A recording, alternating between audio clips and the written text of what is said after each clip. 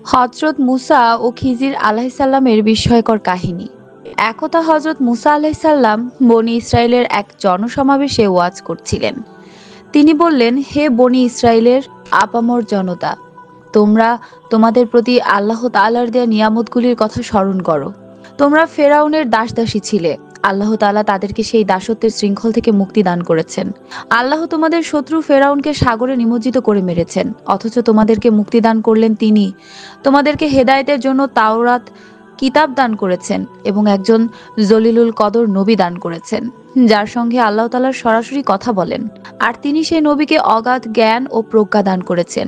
এমন সময় একটি লোক দাঁড়িয়ে প্রশ্ন করল, হে আল্লাহর নবী, আপনি আমাদের পয়গম্বর হিসেবে তো আমরা আপনাকে মহা জ্ঞানী বলেই মনে করি, তবুও আমাদের মনে একটি বিষয় জানতে খুবই বাসনা হচ্ছে। আর তা হলো এই যে, বর্তমান দুনিয়াতে আপনার চাইতে বড় জ্ঞানী ব্যক্তি আর কেউ কি আছে? লোকটির প্রশ্ন শুনে হযরত মুসা আলাইহিসসালাম কিছুক্ষণ চিন্তা করে, আমি যেহেতু এই জামানার নবী, অতএব আল্লাহ তাআলা আমাকে যত জ্ঞান বুদ্ধি দান করেছেন তত জ্ঞান বুদ্ধিও এলেম আর কাউকে দেয়া হয়নি। সুতরাং নিঃসন্দেহে আমি এই যুগের সর্বাপেক্ষা শ্রেষ্ঠ আলেম ও জ্ঞানী ব্যক্তি। হযরত মুসা আলাইহিসসালামের এই জবাবটি এক অর্থে সঠিক ছিল, কেননা তিনি আল্লাহ পাকের শ্রেষ্ঠ পয়গম্বরদের অন্তর্ভুক্ত ছিলেন। সুতরাং সেই শ্রেণীর পয়গম্বরদের অপেক্ষা সমকালীন জামানায় কোনো ব্যক্তি অধিক জ্ঞানী থাকতে পারে না। তবুও তিনি নিজের মুখে নিজের সম্পর্কে এরূপ প্রশংসা করায় আল্লাহ রাব্বুল আলামিনের কাছে তার এই উক্তি পছন্দনীয় হয়নি। মুসা আলাইহিসসালামের উচিত ছিল তার কথার সাথে ইনশাআল্লাহ শব্দটি যুক্ত করে নেয়া। তাই আল্লাহ রাব্বুল আলামিন তাকে সতর্কতা অবলম্বনের জন্য শিক্ষা প্রদানের জন্য সংকল্প করলেন। মুসা আলাইহিসসালাম যখন এই জবাব প্রদান করলেন, আল্লাহ রাব্বুল আলামিন তাকে ওহীর মাধ্যমে জানিয়ে দিলেন, হে মুসা, দুই সাগরের সঙ্গমস্থলে আমার এক প্রিয় বন্ধু আছে, সে তোমার চাইতে অধিক জ্ঞানী। সুতরাং তোমার এরূপ বলা ঠিক হয়নি এবং নিজেকে এর উপরে ভাবো তোমার জন্য শোভনীয় হয়নি। আমার সেই বন্ধুর নাম খিজির। তুমি তার সঙ্গে সাক্ষাৎ করবে, কথার সত্যতা উপলব্ধি করতে পারবে তখনই। মুসা আলাইহিসসালাম তখন বললেন, হে আমার প্রতিপালক, আমাকে বলুন তাকে আমি কিভাবে পাবো, তিনি কোথায় থাকেন? আল্লাহ রাব্বুল আলামিন বলেন, আমার সেই বান্দা দুই সাগরের সঙ্গম স্থলে থাকে। পথে আহার করার জন্য তুমি একটি মাছ ভুনা করে সাথে নিয়ে যাও। যেখানে গিয়ে সেই মাছটি জীবিত হবে এবং হারিয়ে যাবে, সেখানে আমার সেই বান্দার অনুসন্ধান পাবে। অতঃপর মুসা আলাইহিসসালাম হযরত ইউসা আলাইহিসসালামকে সঙ্গে নিয়ে খিজির আলাইহিসসালামের সন্ধানে বেরিয়ে পড়লেন। সাথে তিনি একটি ভুনা করা মাছ ব্যাগের ভিতর নিয়ে নিলেন এবং সেই মাছটি হযরত ইউসা বললেন, হে উষা, এই ব্যাগের ভিতর একটি মাছ রয়েছে, মাছটির প্রতি সদা সর্বদা লক্ষ্য রাখবে। যেখানে এই মাছটি রহস্যজনকভাবে আমাদের হাতছাড়া হবে, সেই স্থানটি আমাদের গন্তব্যস্থল। এরপরে উভয়ে একাধারে অবিরামভাবে কয়েকদিন পথ চলতে লাগলেন। অতঃপর তারা একটি পাথরের ছায়ার নিচে বিশ্রাম গ্রহণ করার জন্য বসলেন। হযরত মুসা আলাইহিসসালাম সেই পাথরের ছায়ার নিচে বসে অল্প কিছুক্ষণের মধ্যেই নিদ্রামগ্ন হয়ে পড়লেন। আর হযরত ইউসা আলাইহিসসালাম তার পাশে বসে রইলেন। বুখারী ও তিরমিজি শরীফের হাদিসে আছে, হযরত মুসা ও হযরত ইউসা যেই স্থানে বিশ্রামের জন্য যাত্রা বিরতি করেছিলেন, সেই স্থানে আইনে হায়াত নামক একটি কূপ ছিল। সেই কূপের পানি যে কোনো মৃত জিনিসের গায়ে লাগার সাথে সাথে তারা জীবিত হয়ে যেত। আল্লাহর অসীম কুদরতে সেই মাছটির গায়ে আইনে হায়াতের পানি লাগলো, আর সাথে সাথে মাছটি জীবিত হয়ে গেল। মাছটি জীবিত হওয়ার পরে তার সমুদ্রের পানিতে নেমে গেল। আর আল্লাহ তাআলার অপার কুদরতে মাছকে সাঁতার কেটে চলে যাওয়ার পর 20টি সুড়ঙ্গের মতোই স্থির হয়ে জমাটবদ্ধ হয়ে থাকলো। এই অলৌকিক ঘটনাটি দেখে হযরত ইউসা আলাইহিসসালাম মনে মনে করলেন যে মুসা আলাইহিসসালামকে নিদ্রা থেকে জাগাবার কোনো দরকার নেই, তিনি ঘুম থেকে উঠলেই তাকে এই ঘটনা জানিয়ে দিবেন। কিন্তু আল্লাহর কি অপার মহিমা, ইউসা আলাইহিসসালাম এমন একটি গুরুতর ব্যাপার সম্পূর্ণরূপে ভুলে গেলেন। অতএব হযরত মুসা আলাইহিসসালাম যখন নিদ্রা হতে জাগ্রত হলেন, তখন তাকে এই বিষয়ে কোনো কিছুই জানালেন না ইউসা আলাইহিসসালাম। সুতরাং মুসা আলাইহিসসালাম এবং তার সঙ্গী উভয়ে আবার সমুদ্রের তীর ধরে পথ চলতে লাগলেন। সেই দিনের বাকি অংশ এবং রাত্র সফর করার পরে হযরত মুসা আলাইহিসসালাম তার সঙ্গে ইউসা আলাইহিসসালামকে বললেন, দুপুরের খাবার বের করো, আমরা এই সফরে খুবই ক্লান্ত হয়ে পড়েছি। তাফসিরে কুরতুবিতে উল্লেখিত আছে যে মুসা আলাইহিসসালাম ও তার সঙ্গী ইউসা আলাইহিসসালাম একাধারে কয়েকদিন পথ চলেছিলেন, কিন্তু তাদের তেমন কোনো ক্লান্তি অনুভব হয়নি। যখন তারা সেই স্থানটি অতিক্রম করে চলে গেলেন, তখন ক্লান্তি তাদের উপর ভীষণভাবে চেপে বসেছিল। আর এই কারণেই হযরত মুসা আলাইহিসসালাম খাবার অনুসন্ধান করছিলেন। তখন হযরত ইউসা আলাইহিসসালাম বললেন, হুজুর, হুজুর, আপনার কি মনে আছে আমরা পাথরের ছায়ার নিচে বিশ্রাম গ্রহণ করেছিলাম? সেই স্থানে মাছটি জীবিত হয়ে সমুদ্রে চলে গিয়েছিল, কিন্তু বিষয়টি আপনাকে মনে করিয়ে দিতে আমার একেবারেই স্মরণ ছিল না। মুসা আলাহিসাল্লাম তখন বললেন, আমি কি তোমাকে খুব বেশি দায়িত্ব দিয়েছিলাম? আমি তো তোমাকে কেবল এতটুকুই দায়িত্ব দিয়েছিলাম যে মাছটি যেখানে জীবিত হবে আমাকে স্মরণ করিয়ে দিবে। ইউসা আলাহিসাল্লাম বললেন, জি হুজুর, আপনি ঠিকই বলেছেন, আমাকে খুব বেশি দায়িত্ব দেওয়া হয়নি, তবে আপনাকে সেই বিষয়টি স্মরণ করে দিতে শয়তানি আমাকে ভুলে দিয়েছিল। কিন্তু সেই মাছটি চলে যাওয়ার পরে সমুদ্রে খুবই আশ্চর্যজনকভাবে একটি রাস্তা হয়ে গেছে। মুসা আলাহিসাল্লাম বললেন, আমরা তো সেই স্থানটি খুঁজছি, আমরা সেই স্থানে গেলেই আল্লাহ তাআলার সেই বান্দাকে খুঁজে পাবো। অতঃপর তারা আবার তাদের পদচিহ্ন অনুসরণ করতে করতে সেই স্থানে ফিরে আসলেন। বুখারী শরীফের হাদিসে বর্ণিত আছে, তারা সেই স্থানে ফিরে এসে দেখলেন একটি সবুজ গালিচা সমুদ্রের তীরে বিছানো আছে। তার উপর এক ব্যক্তি চেহারা ঢেকে চাদর মুড়ি দিয়ে শুয়ে আছেন। মুসা আলাহিসাল্লাম কাছে গিয়ে তাকে সালাম করলেন। সালাম শুনে খিজির আলাহিসাল্লাম চেহারা থেকে চাদর সরিয়ে বললেন, ওয়ালাইকুম আসসালাম। এই অপরিচিত জমিনে আবার সালাম আসলো কোথা থেকে? আপনি কে? মুসা আলাহিসাল্লাম বললেন, আমি মুসা। খিজির আলাহিসাল্লাম বললেন, আপনি কি বনি ইসরাইলের মুসা? মুসা আলাহিসাল্লাম বললেন, জি, আমি বনি ইসরাইলীদের মুসা। খিজির আলাহিসাল্লাম বললেন, আপনি এখানে কেন এসেছেন? মুসা আলাহিসাল্লাম বললেন, আমি কিছুদিন আপনার সহচর্য থেকে কিছুটা জ্ঞান ও অভিজ্ঞতা অর্জন করতে চাই। খিজির আলাহিসাল্লাম বলেন, কিভাবে আপনি আমার সহচর্যে অবস্থান করবেন?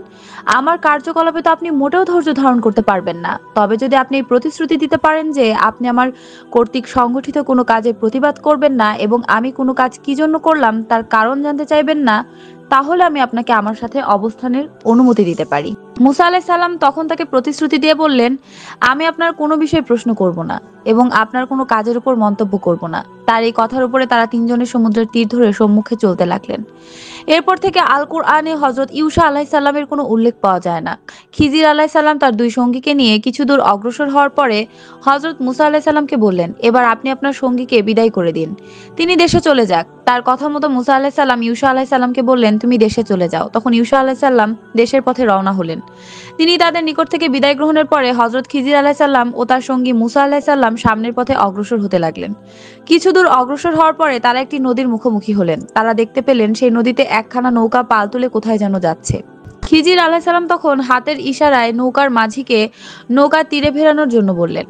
তিনি মাঝিকে বললেন, তুমি আমাদেরকে নদীর অপর পারে নিয়ে চলো। খিজির আলাইহিস সালামের কথা মতো মাঝি হযরত মুসা আলাইহিস সালাম ও তাকে নদীর অপর পারে নিয়ে গেল। তখন হযরত মুসা আলাইহিস সালাম এবং খিজির আলাইহিস সালাম মাঝিকে পারিশ্রমিক দিতে চাইলেন, কিন্তু মাঝি তাদের কাছ থেকে কোনো পারিশ্রমিক গ্রহণ করলো না। এই সময় ফের আলী আলাইহিস সালাম একটি কুঠার দিয়ে সেই নৌকার একটি তক্তা উঠিয়ে ফেললেন। এতে নৌকাটি ছিদ্র হয়ে গেল। তাফসিরে কুরতুবিতে উল্লেখ রয়েছে, আর এই আইয়াস নামক গ্রন্থে বর্ণিত আছে যে যখন খিজির আলাইহিস সালাম সেই নৌকাটি ছিদ্র করে দিলেন, মুসা আলাইহিস সালাম এক পাশে সরে গেলেন এবং মনে মনে বলতে লাগলেন, আমি এই লোকটির সভা থেকে কি করছি? বনি ইসরাইলদের মাঝে ছিলাম, ভালোই তো ছিলাম, তাদেরকে আল্লাহর কিতাব তেলাওয়াত করে শোনাতাম, তারা আমার আনুগত্য করত। অথবা খিজির আলাইহিস সালাম তাকে বললেন, হে মুসা, তুমি কি চাও তোমার অন্তরের কথাগুলির ব্যাপারে আমি তোমাকে জানিয়ে দেই? মুসা আলাইহিস সালাম বললেন, জি বলুন। খিজির আলাইহিস সালাম তখন বললেন, তুমি এই কথাগুলো অন্তর দিয়ে ভাবছো? মুসা আলাইহিস সালাম বললেন, জি, আপনি সত্যি কথাই বলেছেন। এরপর মুসা আলাইহিস সালাম তাকে বললেন, যে মাঝিরা আমাদের থেকে কোনো পারিশ্রমিক গ্রহণ করলো না, বরং বিনা পারিশ্রমিকে আমাদেরকে নদী পার করে দিল, আপনি তাদের নৌকাটিকে এভাবে ছিদ্র করে দিলেন কেন? আপনি কি নৌকার আরোহীদেরকে ডুবিয়ে মারার জন্য এই কাজটি করলেন? আপনার এই কাজটি অত্যন্ত আপত্তিকর। তাফসিরে কুরতুবিতে বর্ণিত আছে, যখন নৌকার ব্যাপারে হযরত মুসা আলাইহিস সালাম আপত্তি করলেন, তখন অদৃশ্য থেকে একটি আওয়াজ আসলো। বলা হলো, হে মুসা, তোমার এই চিন্তা তখন কোথায় ছিল যখন তুমি একটি সিন্ধুকের মাধ্যমে সমুদ্রে ভাসমান ছিলে? তখন যদি আল্লাহ রাব্বুল আলামিন অলৌকিকভাবে তোমার সেই সিন্ধুকটিকে ভাসমান রাখতে পারেন, তাহলে এখন কেন আল্লাহ রাব্বুল আলামিন অলৌকিকভাবে এই নৌকার অধিবাসীদেরকে ভাসমান রাখতে পারবেন না? মুসা আলাইহিস সালামের এরূপ আপত্তি শুনে খিজির আলাইহিস সালাম বললেন, আমি কি পূর্বে আপনাকে বলিনি যে আপনি আমার সঙ্গে ধৈর্য রক্ষা করতে পারবেন না? শেষ পর্যন্ত আপনি প্রতিশ্রুতি ভঙ্গ করলেন। মুসা আলাইহিস সালাম তখন বললেন, দেখুন, আমার স্মরণে ছিল না, অতএব আপনি আমার এই ব্যাপারটি অত গুরুত্ব দিবেন না। আশা করি আমার এই কাজকে আপনি একটু হালকা নজরে দেখবেন আর এটাকে প্রথম ভুল হিসেবে ক্ষমা করবেন। খিজির আলাইহিস সালাম তখন বললেন, ঠিক আছে, আপনার এই ভুলটি মার্জনা করা হলো। অতঃপর তারা দুজন আবার পথ চলতে লাগলেন। চলতে চলতে তারা একটি মাঠের কাছে গিয়ে উপস্থিত হলেন। তারা দেখতে পেলেন সেখানে কতগুলি ফুটফুটে বালক খেলা করছে। তাদের মধ্যে থেকে সবচাইতে সুন্দর ফুটফুটে বালকটিকে হযরত খিজির আলাইহিস সালাম ধরলেন এবং তাকে হত্যা করে ফেললেন। তাফসিরে কুরতুবিতে বর্ণিত আছে, সেই বালকটির নাম ছিল সমহন। হযরত খিজির আলাইহিস সালাম সেই বালকটিকে কিভাবে হত্যা করেছিলেন এ ব্যাপারে 3 রকমের রওয়ায়াত আছে। তাফসিরে কুতুবিতে সেই 3টি রেওয়াতেই বর্ণিত আছে এবং সেই 3টি বিষয় সমন্বিত বর্ণিত আছে। সেই তাফসিরে উল্লেখ করা হয়েছে হযরত খিজির আলাইহিসসালাম বলেন, খিজির আলাইহিসসালাম বালকটিকে চিৎ করে শুয়ে দিয়ে ছুরি দ্বারা জবাই করে দিয়েছিলেন। বুখারী ও তিরমিজি শরীফের হাদিসে আছে খিজির আলাইহিসসালাম তার মাথা ধরে টেনে ছিঁড়ে ফেলেছিলেন। আর তাফসির গ্রন্থে আছে খিজির আলাইহিসসালাম পাথর দ্বারা তার মাথা থেতলে তাকে হত্যা করেছিলেন। অতঃপর তাফসিরে কুরতুবী, মুসারনিফ এই তিনটি রেওয়ায়েত এভাবে সমন্বয় করেছেন যে প্রথমত হযরত খিজির আলাইহিসসালাম সেই বালকটির মাথায় পাথর দ্বারা আঘাত করেছিলেন, অতঃপর তাকে চিৎ করে শুয়ে জবে করেছিলেন, এরপর তার মাথাটা কেটে দেহ থেকে বিচ্ছিন্ন করে দিয়েছিলেন। আর এভাবে তিনি বালকটিকে হত্যা করেছিলেন। শরীয়তের ধারক, বাহক, প্রচারক, কঠোর নীতির অনুসারী হযরত মুসা আলাইহিস সালামের মতো একজন তেজি পুরুষ যখন এই নৃশংস ঘটনা দেখলেন, তিনি আর সহ্য করতে পারলেন না। তার পূর্বে প্রতিশ্রুতির কথা স্মরণ থাকা সত্ত্বেও এবার তিনি হযরত খিজির আলাইহিস সালামের কঠোর প্রতিবাদ করলেন। তিনি বললেন, আপনি অপরিচিত অবোধ নিষ্পাপ কচি বালকটিকে কেন এভাবে হত্যা করলেন? সে কি কোনো মানুষ হত্যা করেছিল? যদি মানুষ হত্যা করে থাকতো তাহলে তার বিনিময়ে না হয় তাকে হত্যা করা যেত।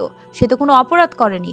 একজন নিরপরাধ বালককে আপনি কেন এভাবে হত্যা করলেন? কিতাবুল RIS এ বর্ণিত আছে, যখন মুসা আলাইহিস সালাম বালকটির ব্যাপারে আপত্তি করলেন, তখন অদৃশ্য থেকে আওয়াজ আসলো, হে মুসা, তোমার এই আপত্তি তখন কোথায় ছিল, যখন তুমি একজন কীর্তিকে হত্যা করেছিলে? খিজির আলাইহিস সালাম মুসা আলাইহিস সালামের প্রতিবাদ শুনে বললেন, দেখুন, এই জন্য আমি আপনাকে বলেছিলাম যে আপনি আমার সঙ্গে থেকে ধৈর্য রক্ষা করতে পারবেন না। আপনি এই দ্বিতীয়বার ওয়াদা ভঙ্গ করলেন। এখন আপনি আর আমার সঙ্গে থাকতে পারবেন না।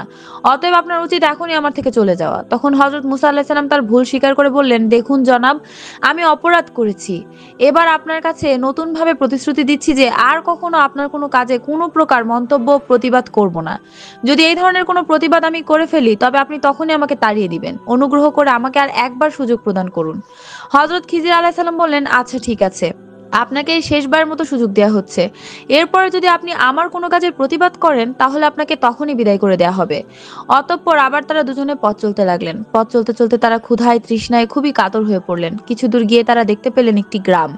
তারা তখন সেই গ্রামে প্রবেশ করে সেই গ্রামের অধিবাসীদের কাছে কিছু খাবার ও পানীয় চাইলেন। কিন্তু সেই গ্রামের কোনো একজন লোকও হযরত মুসা ও খিজির আলাইহিস সালামের আহ্বানে তাদেরকে কোনো খাবার ও পানীয় প্রদান করলো না। খাবার ও পানীয় না পেয়ে তারা সেই গ্রাম থেকে বের হয়ে পড়লেন। গ্রাম থেকে বের হয়ে তারা দেখতে পেলেন সেই গ্রামের এক প্রান্তে একটি প্রাচীর অবস্থিত রয়েছে, আর সেই প্রাচীর ভেঙে পড়ার উপক্রম হয়েছে। আল্লাহ রাব্বুল আলামিন প্রাচীরের অবস্থা বর্ণনা করতে গিয়ে যে শব্দগুলি চয়ন করেছেন, ইউরিদু আয়ান কদ্দতা, আল্লাহর রাসূল সাল্লাল্লাহু আলাইহি ওয়াসাল্লাম মহান আল্লাহ রাব্বুল আলামিনের এই শব্দগুলির ব্যাখ্যা করেছেন। আলমা ইলু শব্দটি দ্বারা অর্থাৎ এই দেওয়ালটি হেলে পড়েছিল। তাফসিরে কুরতুবীতে সেই দেওয়ালটির বর্ণনায় বলা হয়েছে, দেওয়ালটির পুরুত্ব ছিল 30 গজ, দৈর্ঘ্য ছিল 50 গজ এবং প্রস্থ ছিল 50 গজ। খিজির আলাইহিস সালাম যখন দেখলেন সেই দেওয়ালটি হেলে পড়েছে এবং তা ভেঙে পড়ার উপক্রম হয়েছে, তখন তিনি তার হাত দিয়ে সেই দেওয়ালটিকে একটি ঠেলা মারলেন, আর অমনি দেওয়ালটি সোজা হয়ে গেল। দেওয়ালটি মেরামত করার ব্যাপারে তাফসিরে কুরতুবীতে এই মতটি উল্লেখ করা হয়েছে, দেওয়ালটি মেরামত করার পরে হযরত মুসা আলাইহিস সালাম অত্যন্ত বিরক্ত হয়ে বললেন, জনাব, যে গ্রামের লোকেরা আমাদেরকে সামান্য পানীয় পর্যন্ত দিল না, সেই গ্রামের এই ভগ্ন দেয়ালটি এরূপ বিনা পারিশ্রমিকে আপনি কোন উদ্দেশ্যে মেরামত করে দিলেন? উপযুক্ত পারিশ্রমিক নিলে আমরা হয়তো কিছু খাবার ক্রয় করতে পারতাম এবং সেই খাবার খেয়ে আমাদের ক্ষুধা ও পিপাসা নিবারণ করতে পারতাম। আমি আপনার এইসব কাজের কোনো অর্থই বুঝতে পারছি না। কিতাবে বলা হয়েছে, কিতাবুল RIS এ বর্ণিত আছে, হযরত মুসা আলাইহিস সালাম যখন দেয়াল মেরামতের ব্যাপারে আপত্তি তুললেন তখন অদৃশ্য থেকে আবার আসলো, হে মুসা, তোমার এই আপত্তি তখন কোথায় ছিল, যখন তুমি শোয়েবের কন্যাদেরকে পারিশ্রমিক ছাড়াই কূপের পাথর উঠিয়ে পানি পান করিয়ে দিয়েছিলে? খিজির আলাইহিস সালাম মুসা আলাইহিস সালামের আপত্তি শুনে বললেন, আপনি তৃতীয়বার আমার কাছে প্রশ্ন তুললেন এবং আমার কাজের প্রতিবাদ করলেন। এবার আপনাকে আমার সঙ্গে কিছুতেই রাখতে পারছি না। আপনি এখন থেকে আমার থেকে বিচ্ছিন্ন হয়ে যান। বুখারী ও মুসলিম শরীফে বর্ণিত আছে, রাসূল পাক সাল্লাল্লাহু আলাইহি ওয়াসাল্লাম বলেছেন, আল্লাহ তাআলা আমাদের উপর হযরত মুসা আলাইহিস সালামের উপর রহমত বর্ষণ করুন। যদি তিনি আরো একটু সময় ধৈর্য ধারণ করতে পারতেন তাহলে আরো অনেক আশ্চর্যজনক বিষয় তিনি দেখতে পারতেন, কিন্তু তিনি তাড়াহুড়ো করে বলে ফেললেন, এরপরে আর কোনো আপত্তি করলে আমাকে আর সঙ্গে রাখবেন না। অতঃপর খিজির আলাইহিস সালাম বললেন, কিন্তু আপনি চলে যাওয়ার পূর্বে আমি আমার এই কাজের রহস্যগুলি আপনার সামনে বর্ণনা করে দিচ্ছি। প্রথমত, আমি যে নৌকাটিকে ত্রুটিযুক্ত করে দিয়েছিলাম সেই নৌকাটি ছিল কতগুলি দরিদ্র ও মিসকিন লোকের। তাফসিরে ইবনে কাসিরে বলা হয়েছে তাদের সংখ্যা ছিল 7 জন এবং তাদের প্রত্যেকে এক একটি দুরারোগ্য ব্যাধিতে আক্রান্ত ছিল। খিজির আলাইহিস সালাম আরো বলেন, সে নৌকার উপার্জন দ্বারাই তাদের সংসার চলতো, কিন্তু তাদের পশ্চাতে ছিল একজন জালিম রাজা, যে দেশের ধনী দরিদ্র নির্বিশেষে প্রত্যেকের নিখুঁত নৌকাগুলি দখল করে যুদ্ধের কাজে লাগাচ্ছিল। আমি যদি সেই নৌকাটিকে ত্রুটিযুক্ত না করে দিতাম তাহলে রাজার নিষ্ঠুর কর্মচারীগণ এসে তাদের কাছ থেকে জোরপূর্বক সেই নৌকাটি দখল করে নিত। আর এই কারণে আমি নৌকাটিকে ত্রুটিযুক্ত করে সেই জালিম রাজার হাত থেকে গরিব লোকদের নৌকাকে বাঁচিয়ে দিয়েছিলাম। অবশ্য তারা পরবর্তীতে সেই নৌকাটিকে অল্প পরিশ্রমের মাধ্যমে পুনরায় মেরামত করে নিতে পারবে। খিজির আলাহিসাল্লামের উত্তর শুনে মুসা আলাহিসাল্লাম বললেন, এইরূপ উদ্দেশ্যে নৌকাখানি ভেঙে ফেলা তো খুবই উত্তম কাজ হয়েছে। অথবা খিজির আলাইহিসসালাম আবার বললেন, হে মুসা, দ্বিতীয়ত আমি যে বালকটিকে হত্যা করেছি, ওই বালকটির ভিতরে নাস্তিকতার বিষ নিহিত ছিল। সে কাফের স্বভাব চরিত্র নিয়ে জন্মগ্রহণ করেছিল, অথচ তার পিতামাতা ছিল অত্যন্ত ধার্মিক। আমার ভয় হচ্ছিল যে ওই বালকটি প্রাপ্তবয়স্ক হয়ে জোর জুলুম করে তার পিতামাতাকেও কুফরিতে লিপ্ত করবে, যার ফলে সে নিজে তো দোজখে হবেই, আর পিতামাতাকেও জাহান্নামী করে ছাড়বে। এ কারণে আমি সেই বালকটিকে হত্যা করেছিলাম। অবশ্যই ছেলেটির পিতামাতা পুণ্যবান, তাই তারা পুত্রের মৃত্যুতে ধৈর্য ধারণ করবে এবং ধৈর্যের ফলে আল্লাহ রাব্বুল আলামিন তাকে এর উত্তম প্রতিদান দান করবেন। তাফসিরে কুরতুবিতে বর্ণিত আছে, সেই বালকটির মৃত্যুর পরে তার পরিবর্তে আল্লাহ তাআলা তার পিতামাতাকে 12 জন নবী সন্তান উপহার দেন। এ কথা শুনে মুসা আলাইহিস সালাম বলেন, এই উদ্দেশ্যে যদি আপনি বালকটিকে হত্যা করে থাকেন তাহলে তো এটি একটি উত্তম কাজ হয়েছে। অতঃপর হযরত খিজির আলাইহিস সালাম বলেন, তৃতীয়ত আমি যে প্রাচীরটি মেরামত করে দিয়েছিলাম, সেই প্রাচীরটি ছিল দুইজন এতিম বালকের।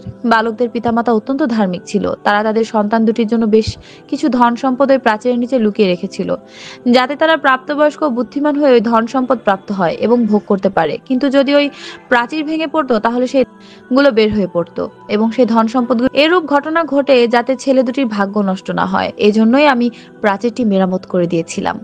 ঘটনাটি শুনে মুসা আলাইহিস সালাম বললেন, হে খিজির, এরূপ মহৎ উদ্দেশ্য নিয়ে প্রাচীরটি মেরামত করা তো অত্যন্ত ভালো স্বভাবের কাজ হয়েছে। কিতাবুল আর এসে বর্ণিত আছে, অতঃপর মুসা আলাইহিস সালাম তার কাছ থেকে বিদায় নেওয়ার পূর্বে তাকে বললেন, আমাকে কিছু নসিহত করুন। খিজির আলাইহিস সালাম বললেন, সবসময় মুচকি হাসি হেসে থাকবেন, কখনো অট্টহাসি দেবেন না, একগুঁয়েমি ও জিদ পরিত্যাগ করবেন, অনর্থক কাজে সময় নষ্ট করবেন না, ভুলকারীদের দোষ চর্চা করবেন না, আর হয় ইমরানের পুত্র আল্লাহর দরবারে বেশি বেশি ক্রন্দন করবেন।